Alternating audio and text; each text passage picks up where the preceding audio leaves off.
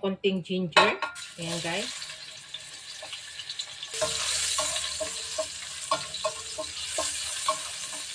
And then, yung sibuyas, konting sibuyas. Ayan.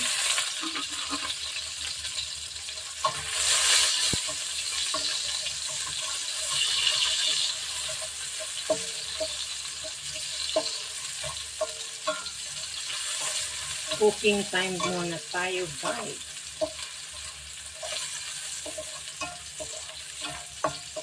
Then, ilalagay natin yung chicken. Or yung manok. Ayan. Hindi ko inano to. Ayan, guys.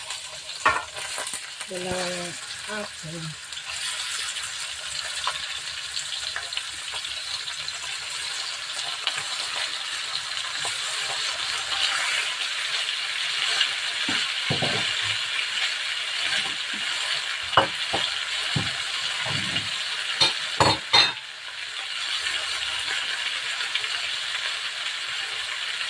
Yan, gusto na natin dyan.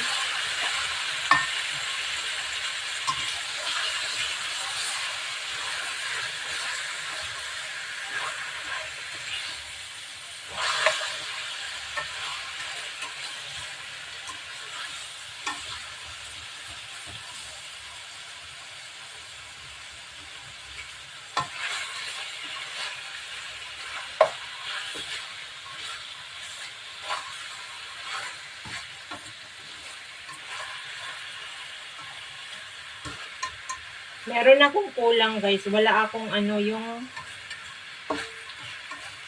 ng laurel, yung dahon ng laurel. Wala ako. Nakalimatan ko kanina sa market. Kaya hayaan mo na lang. Yun lang ang kulang ko naman sa aking recipe for today.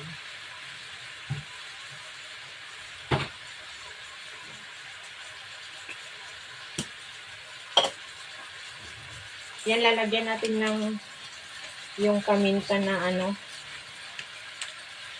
black.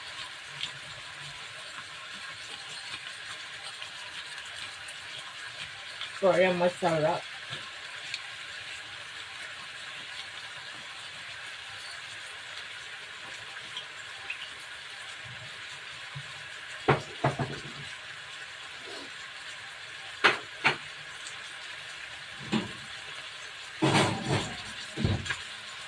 Natin yung black pepper. Gisa lang natin yung durog na paminta rin.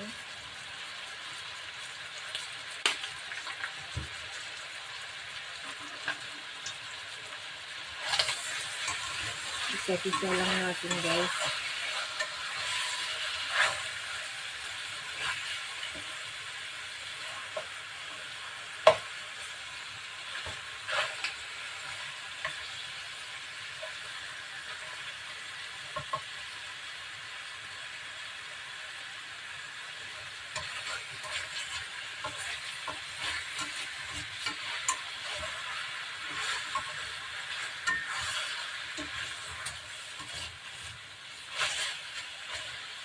Yata sa mahilig ng adobong chicken.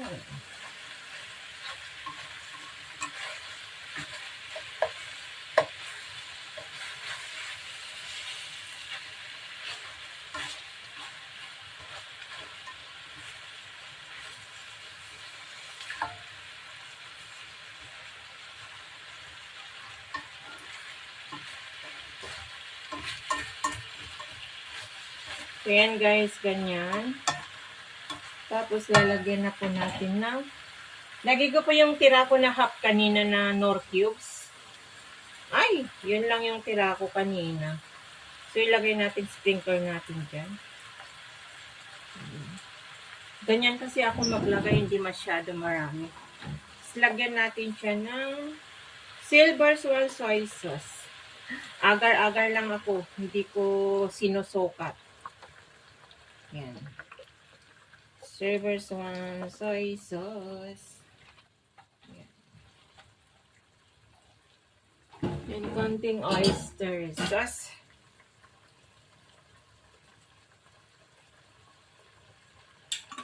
Vegetarian oyster sauce yun sa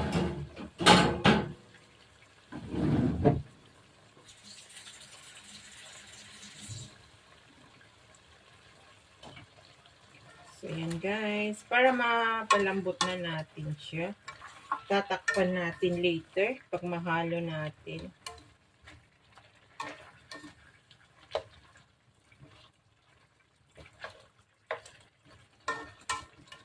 Last ako naglalagay ng, pag malambot na kasi may patatas saka egg ito guys. So, pag malambot na lahat saka ko lalagyan siya ng vinegar. So, ganyan lang guys. Papalambutin lang natin yan. At magsasaing muna ako kasi isasaingan ko daw yung si Jet. Wala siyang kanin.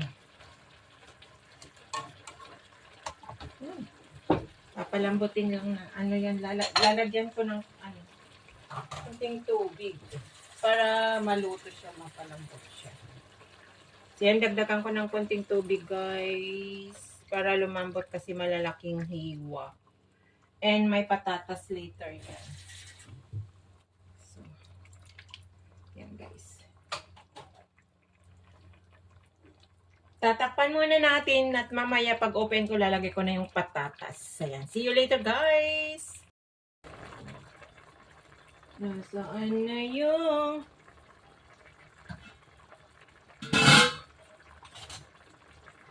So, ayan guys.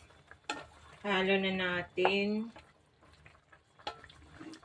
Tinakpan ko kanina. So,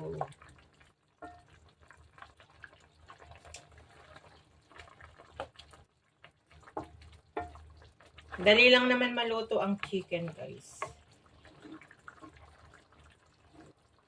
Lalagay na natin yung patatas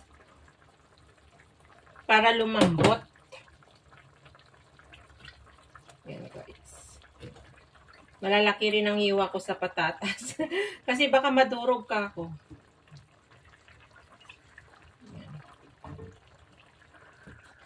Ang patatas, pampabusog. Kahit hindi ka na kumain ng rice, pwede na yan. So, tatakpan na naman na natin. Di ko muna ihahalo guys. Hayaan mo lang dyan na ano siya. So, takpan ulit natin guys dyan para lumambot yung mga patatas. And pag half cook na, ay ilagay ko na yung eggs. So, ganyan ako. Yung ano ko to guys is yung ano ko to the way ko na mag-adobo. Like what I said, ay last ko linalagay ang vinegar para hindi tumigas yung mga laman ng mga ano. Linuluto nyo, yun ang technique ko. Para malambot lang. So yan, takpan muna natin guys. Yan. Inopen na natin. Tignan natin, ikihalo na natin guys. Para ano naman yung iba ng ano patatas. Wala kasi akong laurel eh. Sayang. Wala ako dahon ng ano ng paminta guys. Pero lalagyan ko na lang. Kalimutan ko kasi nga hindi naman kasi plan ito na ano, nakita lang namin siya doon and papauwi na siya. At sinabi niya kung pwede ko daw siya ilutuan. Kasi malayo rin dito ng konti yun sa kanya. Nag-bike lang siya na nagpunta ng market. Yung mataba na taga Davao na nandito noon na magaling kumanta ng birthday ko. Ayan ko na ano. Kasi food allowance siya. And bawal siya magluto ng mga may amoy-amoy. Japanese yung amo niya. Namimiss niya ang Filipino food.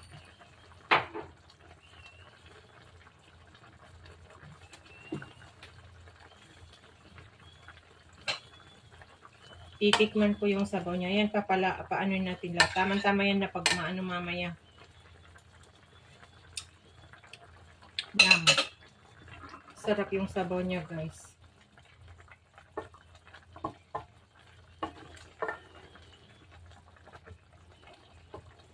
Mamaya ko na ilagay yung itlog. Yan lang natin dito muna. Na lumambot yung meat at saka yung patatas. At i-prepare ko naman yung isang susunod na lutuin ko guys. Yung paksiw na isda na sa kanya rin.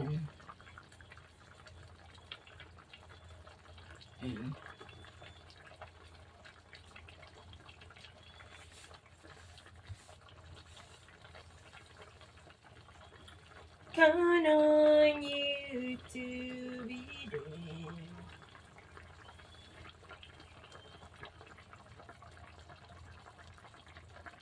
Mamaya ulit kesa. See you later. So, ayan guys. Nilagay ko na yung eggs. At yung isda linuit. Hindi pa pala na noon. Kasi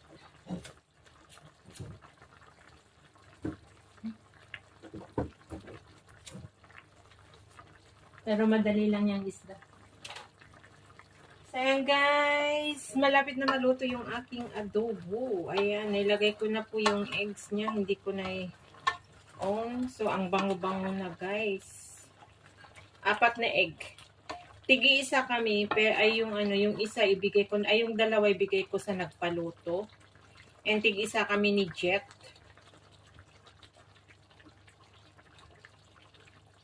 Yung patatas is malambot na rin.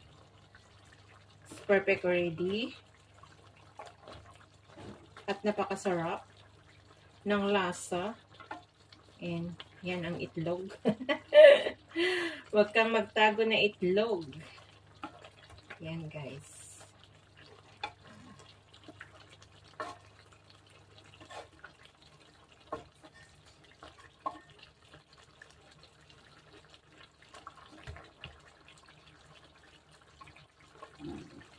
And gusto nila yung may sarsa.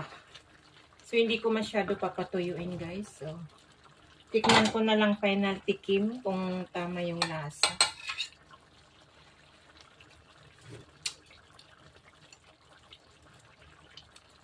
Sarap. Yummy.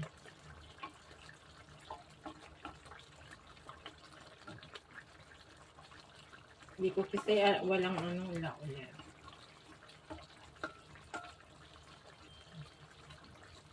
Ganyan lang kasimple magluto ng adobo.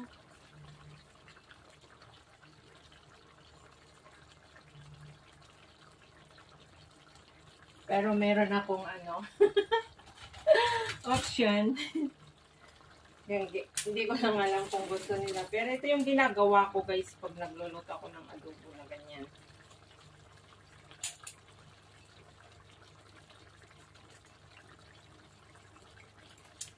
Dinalagyan ko siya ng pampakulay.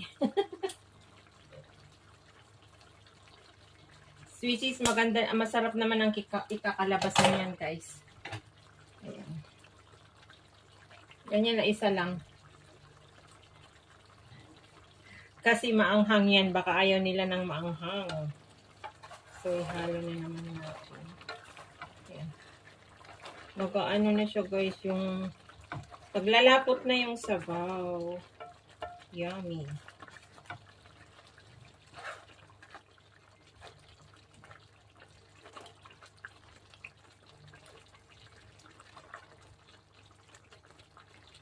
Madudurog na. Don't halo-halo-halo na kasi madudurog na.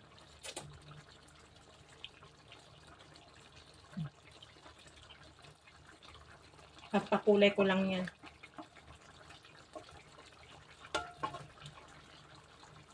Oh, diba? Yan. Ang eggs. Ayan. 4 na eggs. Ayan.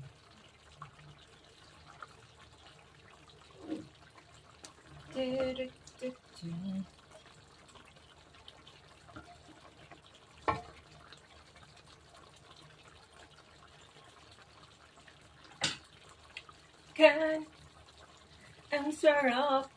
Yan. O, diba? Luto na, guys. Ano pang inaantay natin? Lagay na sa Tupperware. Lutuin ko naman yung dessert, guys, na palitaw.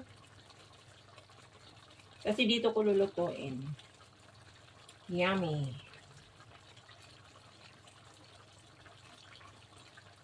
Guys, isasalansan muna natin yung ano, guys. Magluluto po tayo ng yung paksiw naman yung pinakalas. So, meron na pong hiniwan na ito na luya. Lagay muna natin sa botan para hindi siya tumikit yung isda, ganyan ako. So, konting bawang. Yung iba ay itap natin mamaya. So, sibuyas. Ganyan. And then, yung isda. Di ko po alam, hawak ko tong cellphone, guys. Masensya na kayo kung magulo. Yan. Ito po yung isda, 5 na piraso na isda. Hati sila ni Jet mamaya. Pero pinapakuha nila ako ng isa mamaya, guys. So, sagdadalawa sila. Ako isa.